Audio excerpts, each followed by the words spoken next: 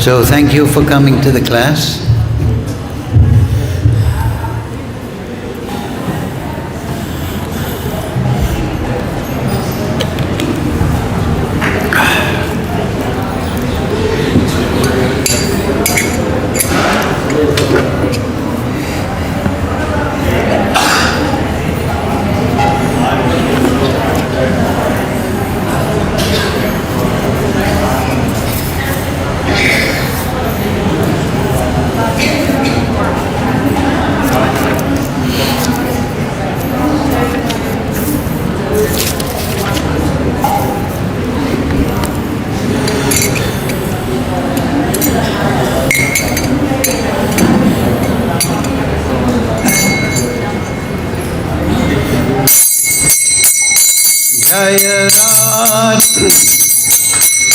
Jaya Radha Madhava Kunja Bihari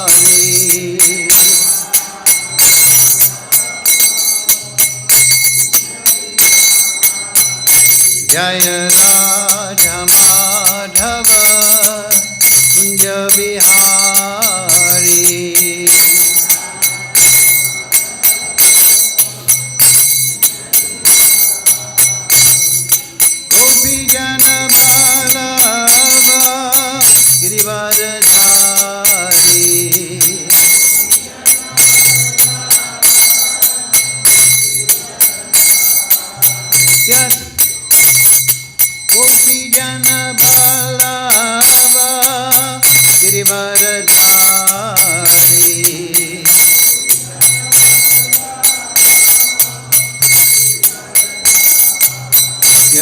Yasodanandana Raja Janaranjana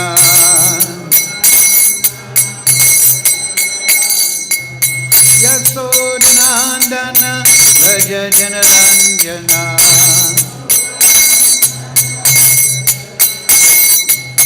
Yamuna Tira Vanachari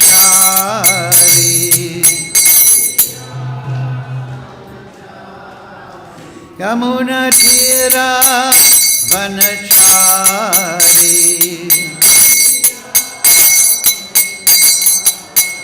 Jaya Radha Madhava Kunja Vihari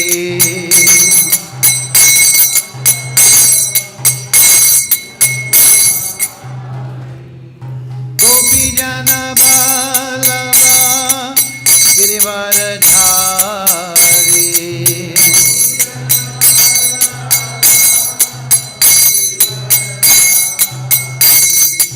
Gopi Jana Vallabha Girivaradhari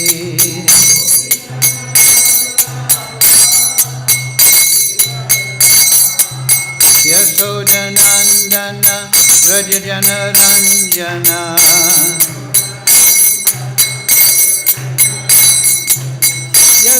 Yasodanandana Raja Janaranjana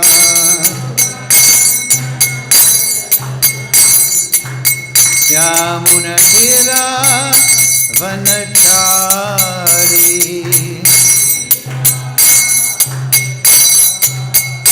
Jaya Radha Madhava Kunja Bihari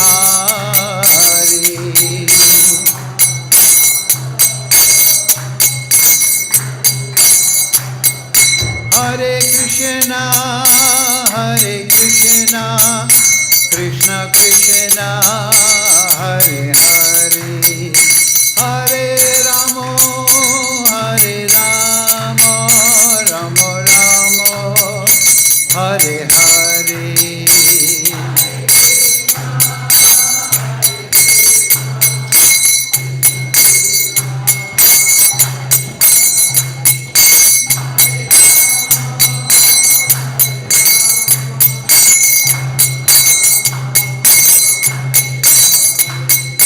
Hare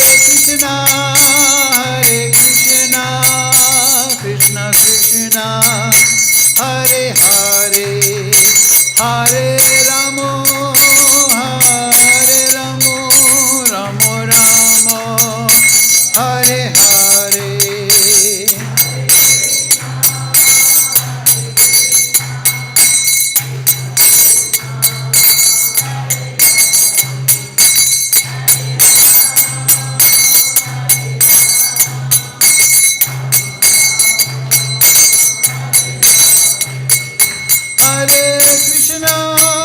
Hare Krishna, Krishna Krishna, Hare Hare, Hare Ramo,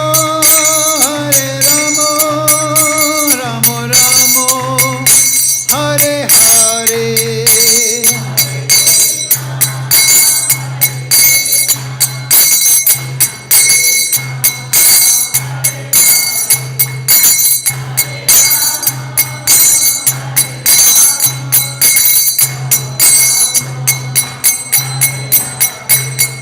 Jaya Prabhupada, Jaya Prabhupada, Jaya Prabhupada, Jaya Prabhupada.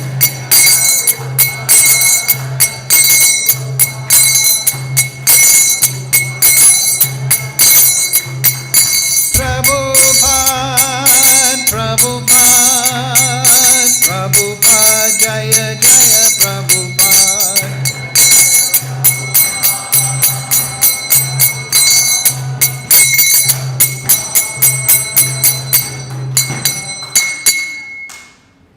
Jaya Vishnupad Paramahansa Bhagavatar Sismat. His Divine Grace Sri Lesi Bhaktivedanta Goswami Maharaj Srila Prabhupada Ki Jai. Jaya Vishnupad Paramahansa Bhagavatar Sismat. His Divine Grace Srila Bhakti Siddhanta Goswami Maharaj Srila Prabhupada Ki Jai. Srila Gokishore Das Babaji Maharaj Ki Jai. Srila Thakur Bhakti Vinod Ki Jai. Sri Guru Parampara Ki Jai. Vrindavan Dham Ki Jai. Srimad Bhagavad Gita Upanishad Ki Jai. All glories to the assembled devotees. All glories to the assembled devotees. All glories to Sri Sri Guru and Gauranga. Go Premananda Hari Hari Bol. Om Namo Bhagavate Vasudevaya. Om Namo Bhagavate Vasudevaya. Om Namo Bhagavate Vasudevaya. All together please. Om Jnana Timirandasya Ganandana Salakaya Chakshurun Militam Yena Tasmai Shri Gurave Namaha. Shri Chaitanya Manobishtam Stapitam Yena Bhutale Swayam Rupa Kadamayam Dadati Swapadantikam Vandeham Shri Guru Shri Yukta Parakamalam Shri Gurun Vaishnavamscha Shri Rupam Sagrijatam Sahagana Raganatam Vitam Tam Sajivam Savetam Savadutam Prijana Saitam Krishna Chaitanya Devam Shri Radha Krishna Padam Sahagana Lalita Shri Vishakam Vitamscha He Krishna Karana Sindhu Dina Bandhu Jagatpate Gopesha Gopika Kanta Radha Kanta Namostate Tapcha Kanchana Gaurange Radhe Vrindavaneshwari Vrishabhana Sudadevi Pranamami Hari Priye Panchakaupatarubyascha Kripa Sindhu Bevacha Patitanam Pavnebhyo Vaishnavebhyo Namo Namah Shri Krishna Chaitanya Prabhu Nityananda Shri Advaita Gadadhara Shivasadi Gaur Bhakta Vrinda Hare Krishna Krishna Krishna Hare Hare Hare Ram Ram Ram Hare Hare. So, reading from Srimad Bhagavad Gita as it is. Translation and commentary, His Divine Grace, Srila Asa Bhaktivedanta Goswami Maharaj, Srila Prabhupada. So today's verse is 524. Chapter 5, Karma Yoga, Action in Krishna Consciousness. So, please repeat. Yonyaha Sukho Nanta Aramas Tathantar Jyotihi Jyotir Eva Yaha Sayogi Brahmanirvanam Brahmabhuto Nigaschati Yonya Sukho Nantaramas Yona Sukho Nantaramas Tahanta Jyotir Eva Yaha Sayogi Brahmanirvanam Brahmabhuto Nigaschati Yonta Sukho Nantaramascha Tathanta Jyotireva Yaha Saryogi Brahmanirvanam Brahmabhuto Nigaschati Yonta Sukho Nantaramas Tathata Jyotireva Yaha Saryogi Brahmanirvanam Brahmabhuto Nigaschati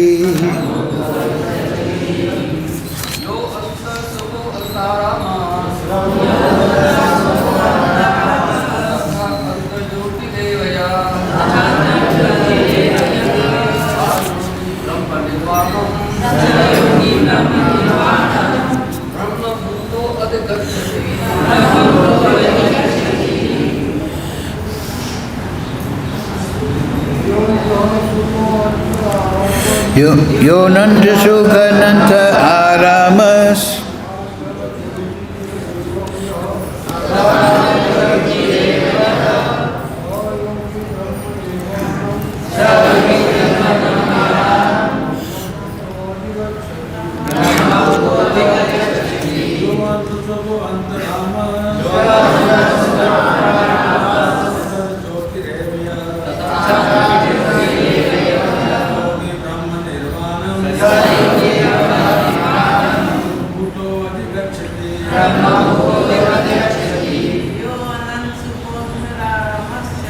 Yonanta Sukho Nantar Aramas Tatantar Jyotireva Yaha Samyoga Brahmanirvanam Brahmabhuto Nigaschati Yonanta Sukho Nantar Aramas Tatantar Jyotireva Yaha Sayoga Brahmanirvanam Brahmabhuto Nigaschati. Okay, word. Okay, go ahead.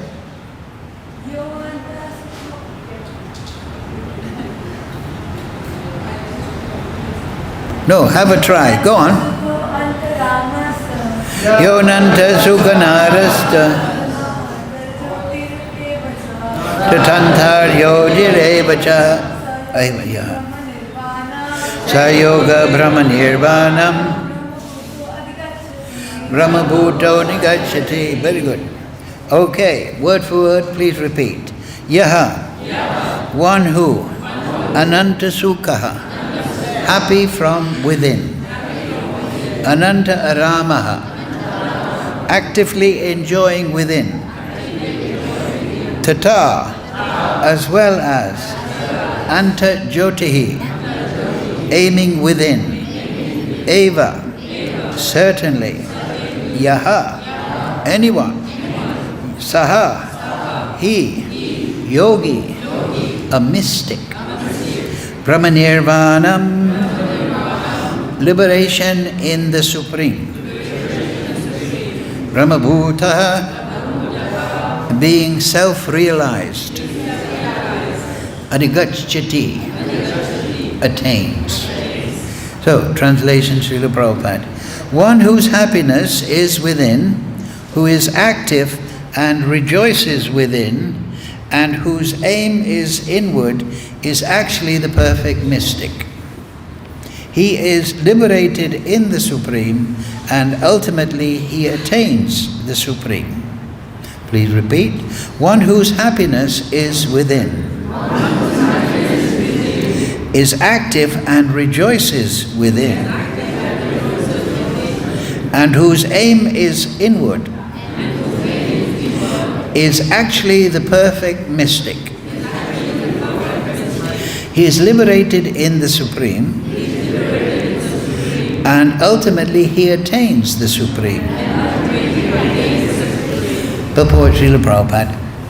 Unless one is able to relish happiness from within, how can one retire from the external engagements meant for deriving superficial happiness? A liberated person enjoys happiness by factual experience. He can, therefore, sit silently at any place and enjoy the activities of life from within. Such a liberated person no longer desires external material happiness. This state is called Brahmabhuta, attaining which one is assured of going back to Godhead, back to home.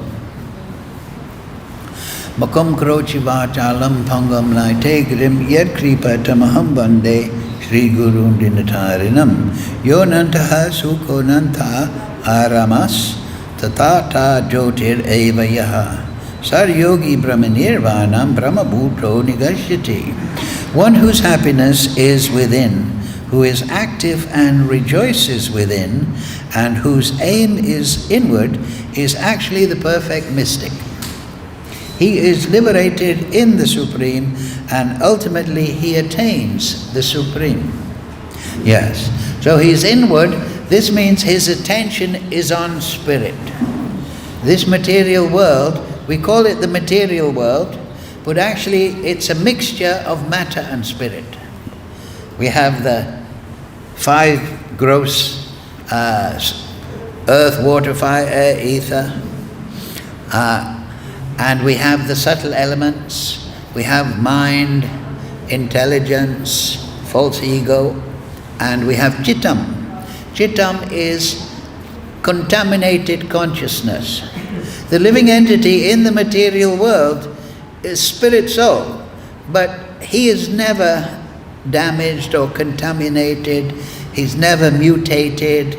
He is eternally the same. He is amazing. You remember in the second chapter.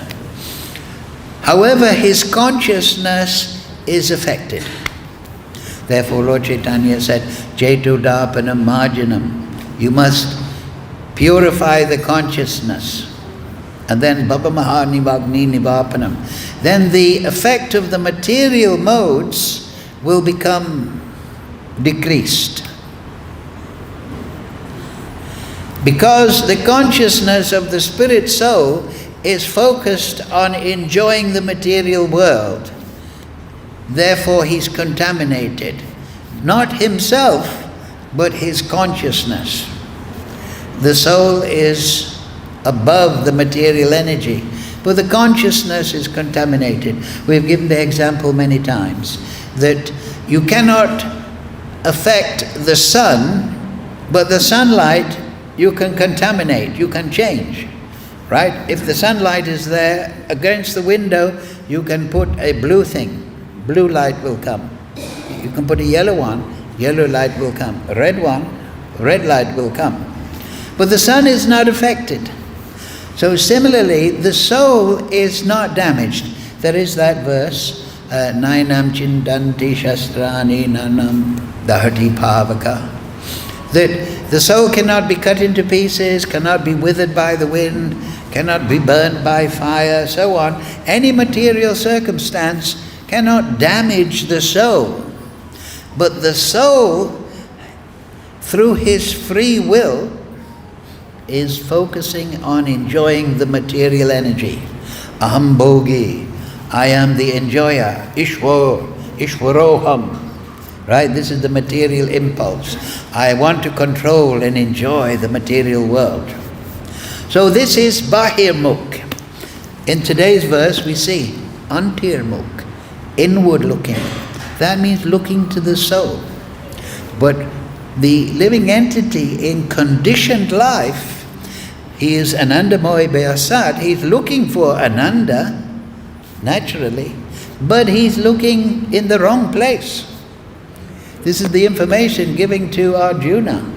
And throughout the Vedic literature, Vedantakrit Vedavid Eva Chaham, the Vedas are to give us vision of the Supreme. And Bhagavatam says, right, those that are knowers of the absolute truth know it is non-dual, but there are three aspects: Brahmeti, Paramatmeti, and Bhagavan. That there is the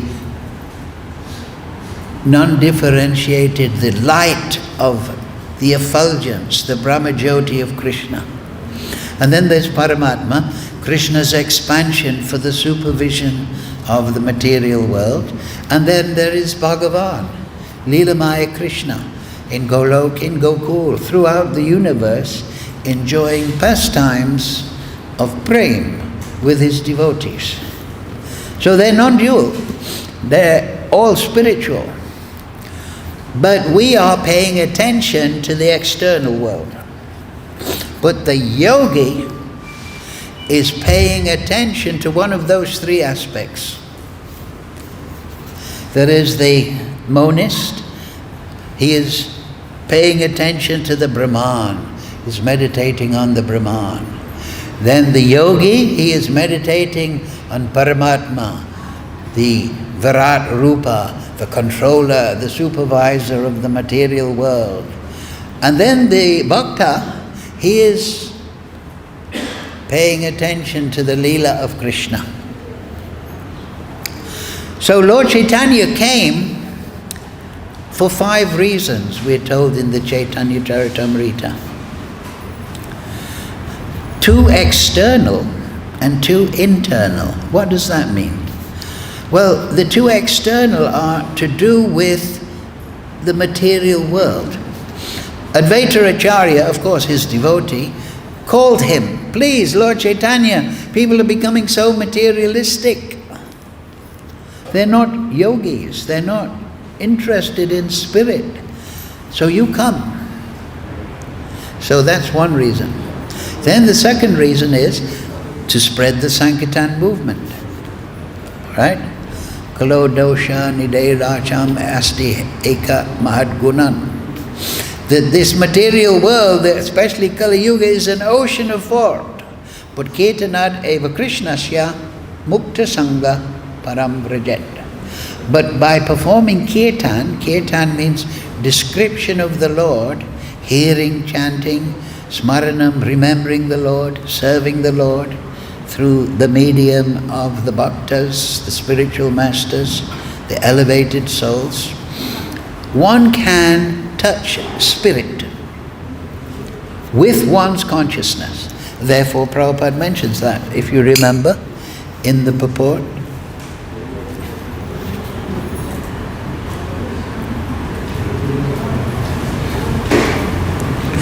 A liberated person enjoys happiness by factual experience. So Krishna consciousness, we don't say have faith, blind faith in some peculiar scripture or some funny tribal story. We say experience the Supreme.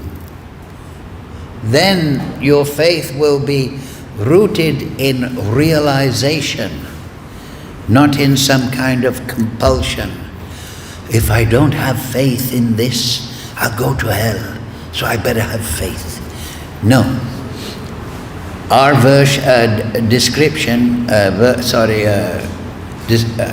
definition of Shraddha is faith through experience. Just like if you go to the restaurant, maybe, the MVT, and maybe you'll have experience, oh, it's a good restaurant. So you're not having faith, you're experiencing. So a yogi, he is experiencing the Supreme. So if we look at a person, we can look at 4 departments. we have this gross body that is full of the senses by which we perceive the external world, and it has the mind also. And then we have the mental body, like I say, mind, intelligence, false ego, and chittam. And then we have the soul, which is the source of consciousness. The manas is like the container. Just like in a container you can control water. So the chittam, the consciousness, is within the mind. And then the mind is within the gross body. Just like you have a sponge, you can put water in the sponge and the water will go throughout the sponge. So the mental body, subtle, will go throughout the gross body. Through the medium of the nervous system and the blood, it will perceive the external body. And then, because he's pleasure-seeking, he will try to enjoy this material world. And this is all supervised by the fourth component, Paramatma, the Supreme Lord. So 4 parts. You have the gross body, you have the subtle body, you have the spirit soul, and you have the Supreme Lord. And he is regulating everything. Nicho Nichanam Chaitanas Chaitananam Yodadadati Kaman. That he is fulfilling the desires of the living entity within the material world, within the material body. There's that verse, Ishwara Sarva Bhutanam Hriday Se Arjuna Tistati. That I am within the heart of all living entities. I'm within the bodies of all living entities. And they are situated on a machine made of the material energy. And they are Brahmananda Brahmite. They're wandering through 8,400,000 species of life, trying to enjoy. And according to their pap and punya, they're going up and down in the material world. 14 lokas, right? We're on Bhuloka. Earth is called Bhu. Bhu means earth. Bhuloka, earth is very prominent. And then above us, then is Bhuvarloka. This is the land of spirits, many ghosts and demons and Rakshasa and so on and so forth. Above that, there is the Swargaloka. They have subtle bodies, just like the ghosts. Many ghosts, they don't have gross bodies. And then above that, there's Mahalok, Jnanalok, Tapalok, and at the top, Satyalok, the place of Lord Brahma. And everyone in those areas, they have some version of the material body. And that version of the material body is attuned to the particular material circumstances in that loka. Like we have a very earthy body, full of water, a little fire of digestion, air is within it, and it's within the ether. So that is important to understand. Actually, the material scientists, in their ignorance, they consider that the material laws in their quality and effect that we experience on earth, on this earth plane, Bhumandala, they are the same in Brahmaloka or in Mahaloka, Tapaloka. But no, different constructions are there. Different mixtures of earth, water, fire, air, ether, and spirit soul. For example, in the Mahabharata, there's description in the Bhagavatam of Apsaras. And in the Bhagavatam it says, the Apsaras, they don't need perfume. They may wear garlands, but the fragrance of the Apsaras spreads for miles around. So there's no perfume industry. And they are so beautiful that they steal away the heart of a man. They don't need plastic surgery. They don't need operations. And they live for thousands of years. And there is description in some of these lokas, different sections, that the woman, the apsara or the female resident, she lives for thousands of years. But then in the final year of her life in that body, she becomes pregnant. And she has a child, and that means her resident in that heavenly realm is finished, and she may return Martya Loka Vishanti to the earth plane, Bhuloka, the Bhumanda system. So in this way, there's different conditions of the material and the mind and the supervision of Krishna throughout the upper planetary systems. And then below that, there is 7 more lokas. Below Bhumandala, there is Atala, Vitala, Sutala, Talatala, Mahatala, Rasatala, Patala. And even lower, there is Narak. So in those realms, that is where the impious living entities live. And there's description in the Bhagavatam that they may have bodies of lizard-like bodies, snake bodies. There's kinnaras. Kinnara means what? Is it a man? It means some beings throughout the universe. You see them and you think, Kinnara, is that a man? Or Kim Purusha. Kim Purusha, is it a man? They may have the body of a horse and the torso of a man. And then some will have the torso of a humanoid, and they may have an animal formation on the upper region. So this is in a snapshot form described in the Bhagavatam. So we think this is very fantastical, but actually just look at the Earth planet. What a fantastic creatures we have on this planet. For example, if you were from a different planet and I told you, well, on Earth we have gigantic animals, and they're 2 tons, and they have a nose that is 10 foot long. And with this nose they can take the hat off your head and put it on their head. And their teeth are 8 foot long sometimes. And their skin is 4 inches thick. So you may think, how is it possible? How is it possible, such a creature? You're just telling stories. An animal with a 10-foot nose? Huh?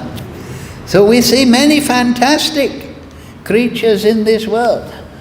We have creatures that can walk across the ceiling. Huh? We have birds that can fly in the sky, and from 20 miles they can see, oh, there's a dead body. That's my lunch. And they'll fly down there. Huh?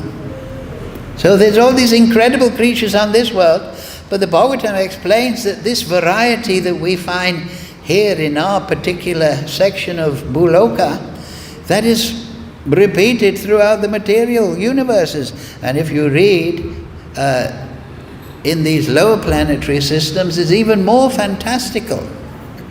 Huh? So these are all different ways of interacting with the material energy. And the living entity, through his papa and punya, and through his desire, his calm, he rotates samsara, the wheel of samsara, in this material world. But he is always frustrated. Dukalayam asashvatam. That's what it is.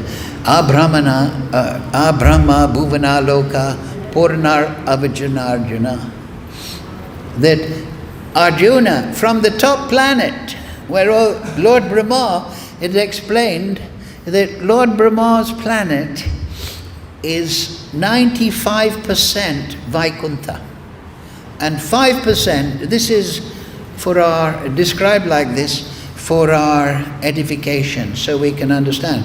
And 5% is sattva gun, the mode of goodness. So it is practically a Vaikuntha planet. But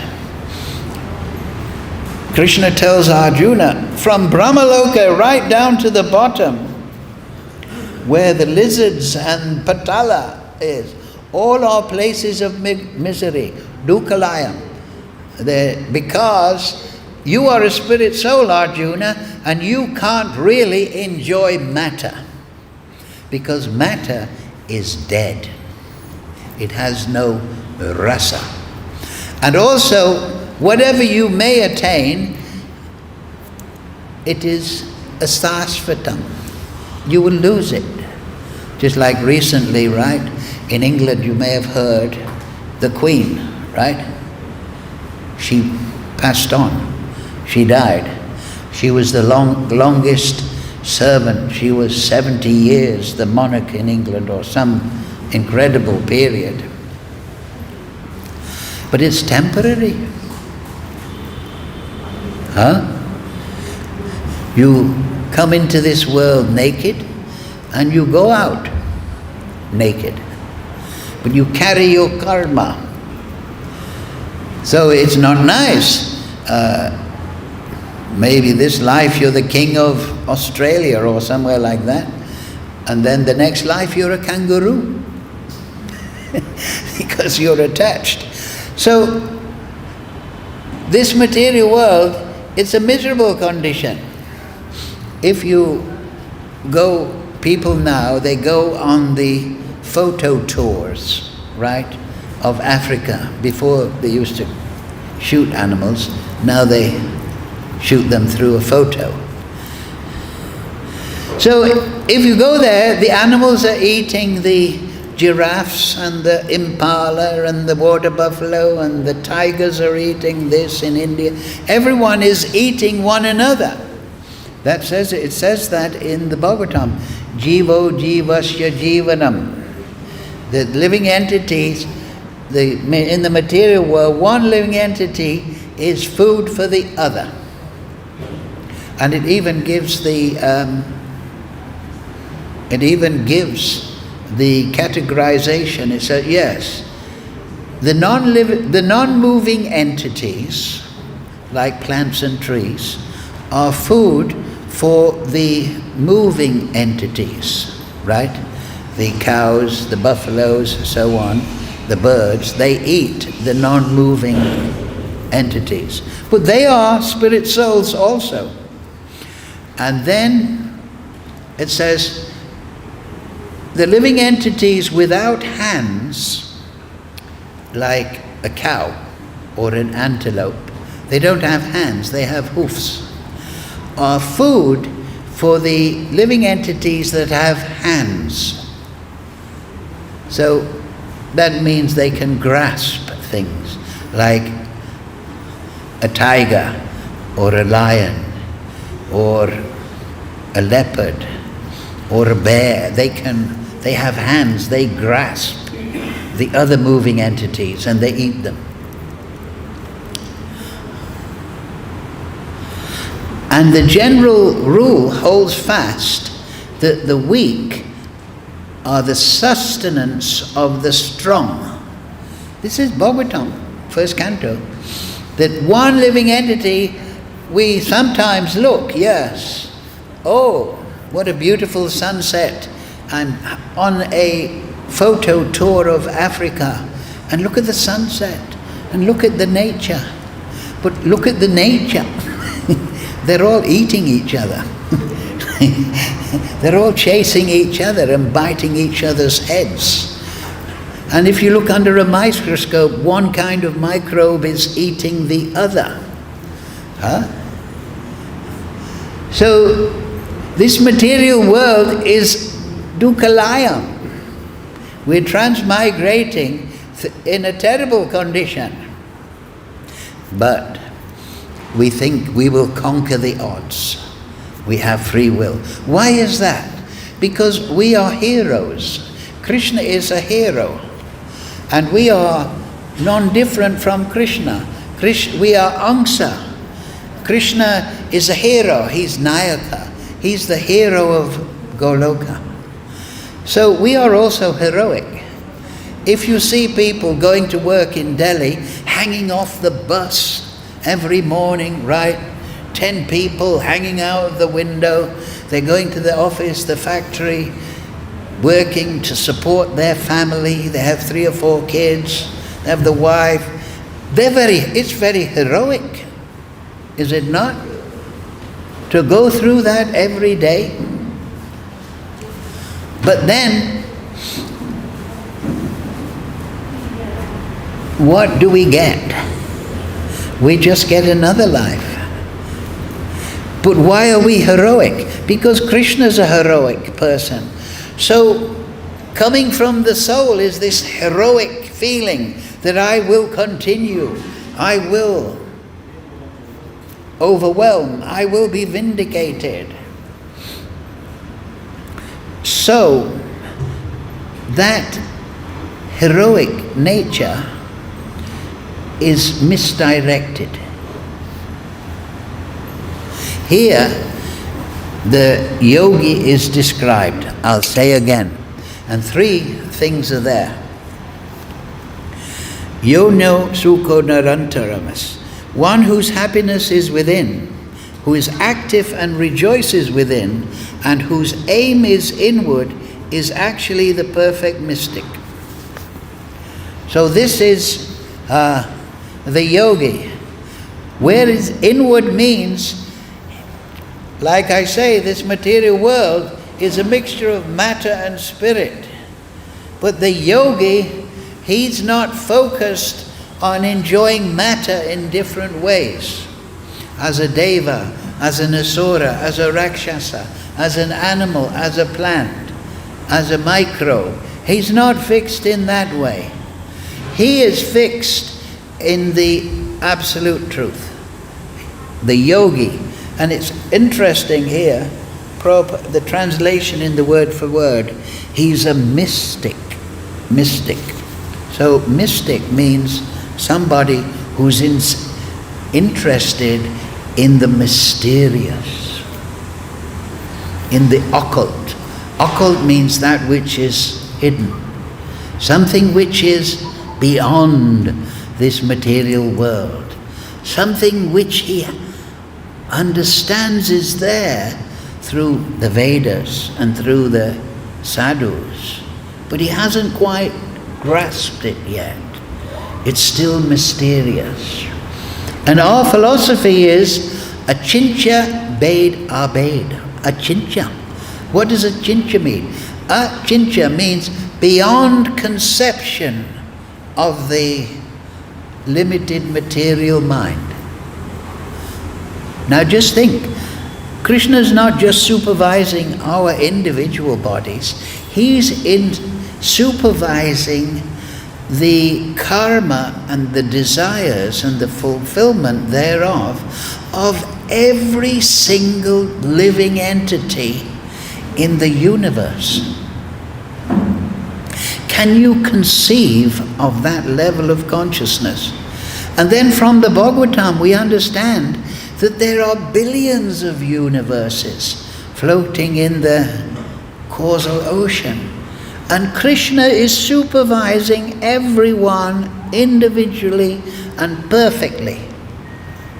Their material body, their mind, their soul, their desire, their karma phal, the fruit of their action. Krishna is supervising that. That is achintya.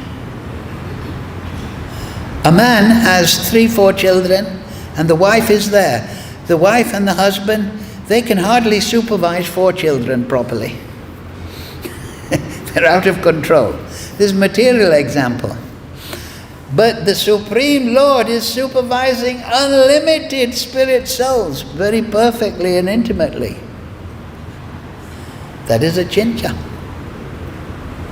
He has created millions and billions of universes, and this is but a fraction of the creation.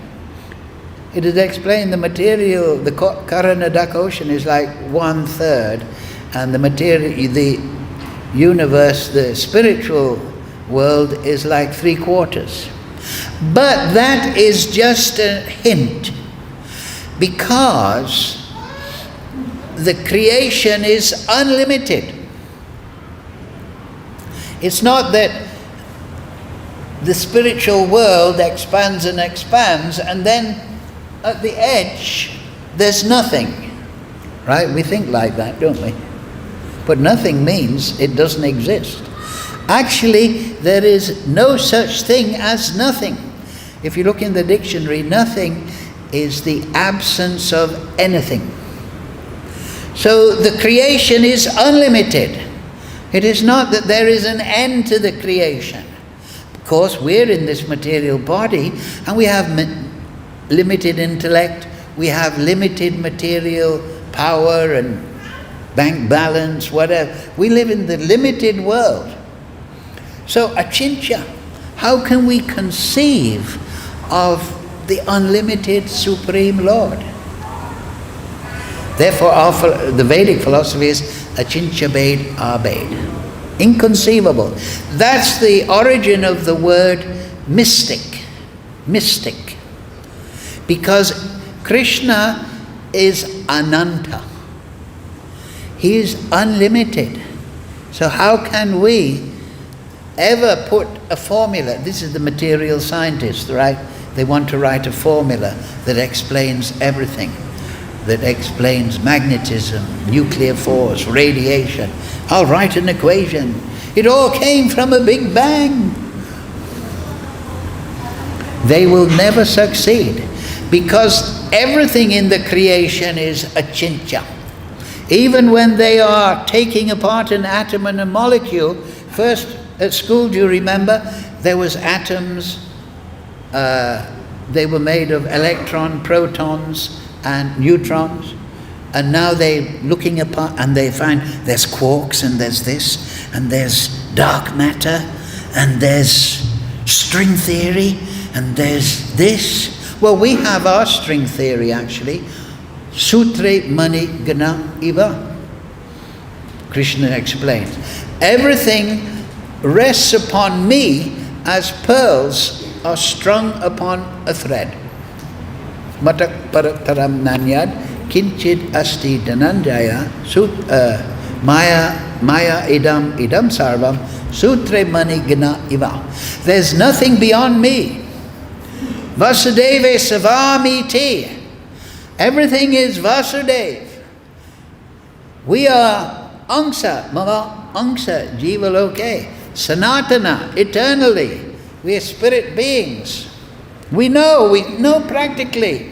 Now we may be in our mature years, but I know that I'm the same person now as I was when I was learning to ride a bicycle. I have the same sense. That's a hint of our eternal nature. The mind and the body have changed, but I'm the same person. So if a spirit soul is a man in one life, and the next life he becomes a dog, he still thinks I'm the same person. Still thinks. He has the same sense of individual personality. Id, as they say in psychology. So that is eternal. But we can understand that life goes on. We can get a hint. In the Nectar of Devotion, Atak Shri Krishna Namadi Na Bhavad Graham Indriya Sevan Mukhi Hi Jivado Swayam Eva Spuryada. Rupa Goswami says that the Supreme Lord, as Bhagavan, as Paramatma, and as the Brahman effulgence, he is beyond the range of the material senses. However, Sevan Mukhi Hi Jivado, by rendering devotional service, beginning with the tongue, hearing and chanting, taking prasad, practicing kirtan, Swayam Eva Spuryadam, Spurti. Spurti means, Sanskrit means, he becomes manifest spontaneously by the grace, causelessly. Ahoitiki apratiyata. So that's another sloka. That the Supreme Lord reveals himself to those that render service to him. That's what Prabhupada's talking about. The devotee, the yogi, factually experiences the Supreme. And I'm sure you can agree, right? You're all devotees, right? And there's three ways that the Supreme Lord reveals himself. That's given in Jaiva Dharma. One is Vak, one is Bhava, the other is Vak, and the other is Darshan. Bhava means you get some ecstatic realization of the Supreme Lord. Second one is the Supreme Lord speaks to you. You hear the voice of the Supreme Lord. You think it's coming here or there, but it's actually manifesting within your consciousness. And then Divya Gyan. Krishna tells Arjuna, I'll give you Divya Shakchus. And then the Supreme Lord reveals his form before the devotee. Spurti. Just like he did at the beginning of the Bhagavatam to Narada Muni. So, how? Sevan mukhihi jivado swayameva spuryada. Savepum samparo dharmo yato bhaktir adhoksaja. Same idea. Krishna is adhoksaja. He's beyond the range of the material senses. Swayameva purya ahoitikiya pratyata. Then causelessly he reveals himself. That means without material cause. So, he's beyond the senses, then how am I perceiving him? That question may come, right? I'm looking at this world, I'm seeing you, people are walking around, they're seeing the traffic, they're seeing the traffic lights. So how do they see Krishna?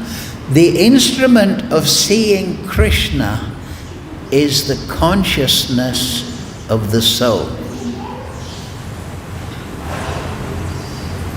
We are actually seeing everything through consciousness. We are looking through the senses of the material body. Our consciousness is looking through the eyes and seeing. Our consciousness is looking through the skin and feeling. Our consciousness is filtered through the ears and we are hearing. So on and so forth. So the yogi, his activity is given here. Now if you remember, last week we talked about equanimity. Do you remember the verse last week? That the devotee should be balanced, peaceful, not agitated by fame, infamy, heat and cold. He should be balanced. In this world, some people will speak badly to you, some people will speak nicely. Some days you'll feel good, some days you'll feel a bit tired, whatever. The duality of the material world, due to our relative interpretation of experience, will be there. But Krishna throughout, and if you look in the earlier chapters, Krishna always describes the sadhu or the yogi as being dhira. Dhirastatra namuyate. He is unmoved. He's steady in happiness, in distress, in good and bad, fame and infamy. Why? Because if we allow ourselves to be drawn out into the material world, he doesn't like me, I'm going to get revenge. This person did that, this person did that, he's my friend, he's my enemy. Then we become drawn out into the material world and we become distracted from the special facility of human life. Happiness within the consciousness, the purified consciousness, active within. he is doing smaranam. He is remembering Krishna. The Astakala Leela. Now at this time, the evening time, Radha and Krishna are preparing to meet Krishna in the groves. They've sent the duties, the messengers, and they have made an arrangement with Krishna. Radha is waiting for you in this particular Nikunja, on this particular bank of the Jamuna. You come at this place. So he's remembering Krishna. He's in this world, but he's remembering the spiritual world, active. And he's rejoicing within, because, as Prabhupada says, enjoys happiness by factual experience. As the consciousness becomes more and more purified, the spiritual world, by grace of Krishna, becomes more and more in view. And his aim is inward. He's not trying to enjoy this material world. You may be the Queen of England, but it's temporary. His aim is inward. He wants, as we quoted last week, Muktir Hitavanyatarupam Swarupena Avabhishtati. He wants to be liberated from this world by being situated in his spiritual swarup. Jivara Swarupoi Nichera Krishnadas. So he is performing sadhana bhakti. He is associating with sadhus. He is keeping away asatsangi chagi. He's tolerating the material world, matraspasas takundaya, shitoshna sukadukada. And he is aiming inward. He is performing sadhana, shravanam. He studies the Bhagavatam every day. And the Leela of Krishna, the Goswamis have written so much. He is understanding the philosophy. He is relating. What's that verse? Kathayanchas tamam nityam. He's always talking with devotees. What do you think about this? He finds devotees who are ready to discuss Krishna. Aim is inward, and he's realizing Krishna within himself. So he's the perfect mystic, because he understands Krishna is unlimited. But that means in every way he's unlimited. He's unlimited in his mercy. And Lord Chaitanya is the embodiment of that unlimited mercy. So therefore, he's applying Gornitai. It's in the beginning of the Chaitanya Charitamrita, right? Lord Chaitanya says, I broke open the storehouse of love of God. And the more I took those fruits, the more the supply increased. So now I'm standing at the doorway and I'm saying, who will take these fruits? Who will take Krishna Prem? So the devotee knows that all I have to do, right? The question is there, that song by Bhaktivinoda Thakur. The acharyas, they've opened a marketplace and they're selling Krishna. They're selling the holy name. And how will you get that Krishna? How will you get that full realization of Krishna?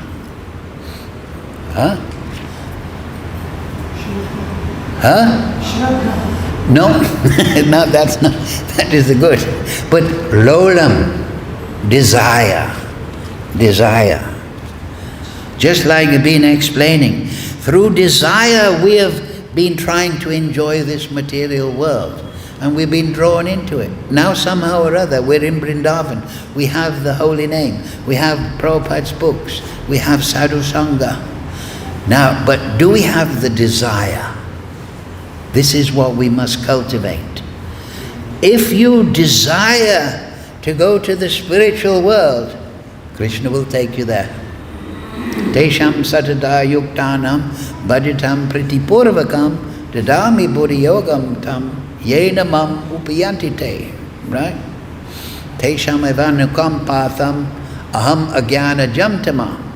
Nashya atmi bhavashto jnana deepena pashvita. He will give you the light of realization, factually. He will give you intelligence. But all you have to do is desire. Right? We have the ability to desire independently. That's why we can't supervise our children, right? We have children, we want to supervise them, but they have independence. Oh, eat your greens, eat your vegetables. No, I don't want to take them. Don't eat too many sweets, it's not good. No, I like sweets, give me more. So everyone, from a child to everyone throughout the universe has desire. Kama esha, krodha esha. But so the yogi controls his desire. I think there's a verse here. Oh yeah, it's the next one. Before giving up this present body, if one is able to tolerate the urges of the material senses and check the force of desire and anger, that means Rajagun and Tamagun, he is well situated and happy in this world. He's in the mode of goodness.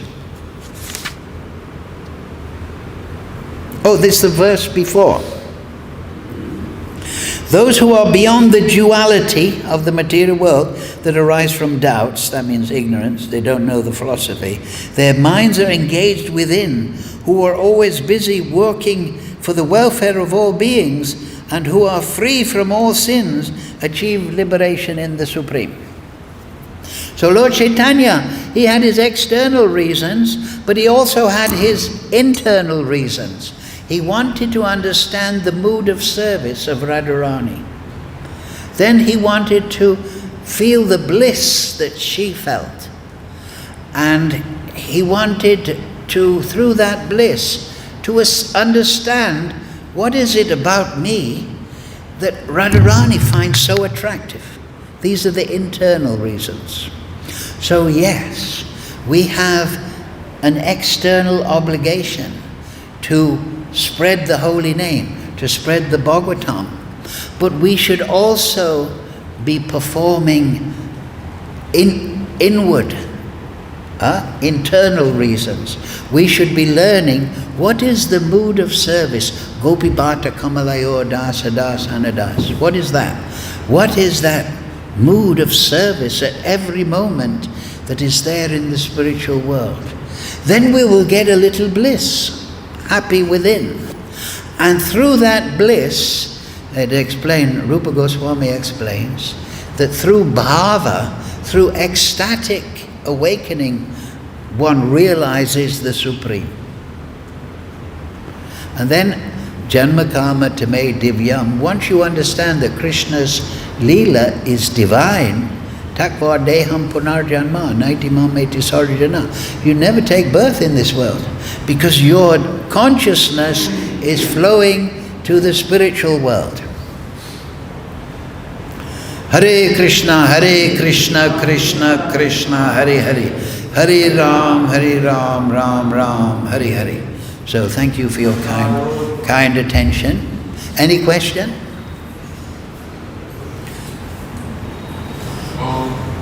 Can you give an example of action within?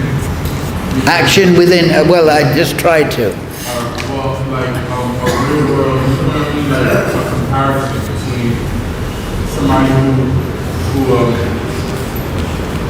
acts within, like in the external world, and action within, like if you're dealing with external things, can I give me an example of action within when you're dealing with external elements? Yeah, well that's it later on in the Gita. Before we do something in the material world, we plan it, right? It may be instantaneous, we may be very spontaneous, but the idea comes in the consciousness, and then the mind and body try to enact that desire. So active within, it means that. Just like I gave the explanation, the Astakala Leela is described in the Sanat Kumar Samhita. It's in the Krishna Bhavanamrita. Prabhupada mentions that in Krishna book, that if you want to know the Leela of Krishna, then you should read Krishna Bhavanamrita, Vishwanath Chakravarti. Krishna Das Kaviraj has given the, like I say, the Astakala Leela, the Govinda Leela Amrita. So active within would be that. Just like in the material world, we formulate what I'm going to do. We wake up in the morning and we think, oh, I got to go to Mangalarti, then I've got to do this, then I've got this. We make a plan. We're active within the mind, right? Within the consciousness. So a devotee, the example is given by Rupa Goswami in the Nectar of Devotion. It says a devotee is like a wife. The wife, she has a paramour, a secret lover, and her attention is there. She loves that secret lover.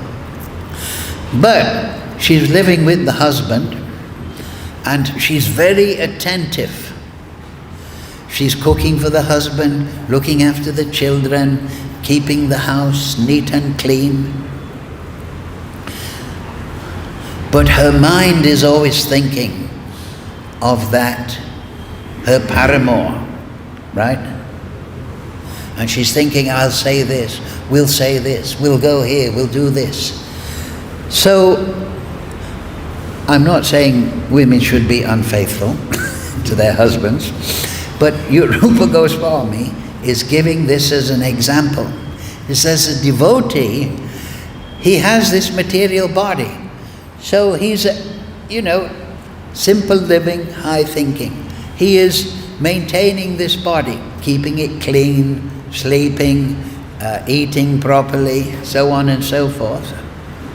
But within his mind, he is concentrating on the spiritual world. You understand? And he's active, meaning he's studying. What is that Astakala Leela? What is the pastimes of Krishna? Nectar of Devotion gives 64 qualities of Krishna. So he's studying that. He's actively. And then we're doing hearing and chanting, but we should also do smaranam. Smaranam. That means we should be remembering Krishna. It begins, the Chaitanya Charitamrita begins and says, the absolute truth is one, but to enjoy the bliss of pastimes, Radha and Krishna have separated eternally. To enjoy that bliss, that is the reason for existence. And everything in the creation is a servant of that prema vivarta, that exchange of bliss between Radha and Krishna. So the yogi is training his mind to remember that bliss. This is what Lord Chaitanya has come to give. Meditation. Because like I say, Vasudeva Savamiti, everything is Krishna, yes, it's his energy. But the yogi, that doesn't mean to say we meditate on everything as Krishna. We meditate on Krishna's Leela. Right? So that means we have to actively, with desire, train ourselves to remember that Leela. You understand? And therefore we have smaranam, right? We sing every day. We should remember Yasha, what's that last verse of Dayam Stuvam Trisangam. We what do we do every day when we have Gayatri? We chant the Gayatri mantras. We should meditate on Radha and Krishna and the love between them. So we should actively. That means active within. Just like we're active with this body, walking here and there. But we are controlling the body. We don't want to step in the road under a tom-tom. We should be controlling the mind. You understand? By mantra, by lolam, by being inspired by sadhu sangha, by reading Bhagavatam and becoming attracted. Then it's easier to control. But we should have that determination, just like, I'll read it again. Before giving up the present body, if one is able to tolerate the urges of the material senses and check the force of desire and anger, he is well situated and is happy in this world. So Krishna is giving us direction. Don't become agitated. Be peaceful. And then, in this peaceful material condition, so to speak, fix your mind upon Krishna. Chetadapa, that will naturally come. Vidya vadu jivanam, anandam buddhivadhanam. But it is the vehicle by which we carry the consciousness from entanglement in the material world. Particularly recommended is by chanting Hare Krishna, Krishna Krishna, Hare Hare, Hare Ram, Ram Ram. Therefore, Bhakti Vinod Thakur, what does he say? Grihe takko, vanne takko, sada hari bole takko, sukhe dukhe, bulanakko, sada hari nam bolore. Right? So, if you ever become confused, if you don't know what to do, just chant Hare Krishna, Krishna Krishna, Hare Hare, Hare Ram, Ram Ram, Hare Hare. And Krishna, pray to Krishna. Prabhupada explains in many lectures. You pray, oh Krishna, how can I get control of my mind? Please help me. Krishna will help you. He's just asking. He doesn't want to impose himself. His humility is unlimited. But if you surrender to Krishna and say, Krishna, I belong to you, so you control my mind and body. You look after me. That is Savadama Prajada Mamekam Sharanam. That is surrender to Krishna. Then Krishna, Didami Buddhi Yogam Tam. You understand? So then he'll tell us, oh yes, now this is what I must do. Then we become active within, determined. Okay, thank you very much for coming to the class. Harinam Bhajan, Vrindavan Dham, Sadhu Sangha, Bhagavad Gita, Srila Prabhupada Ke Jai. Thank you very much.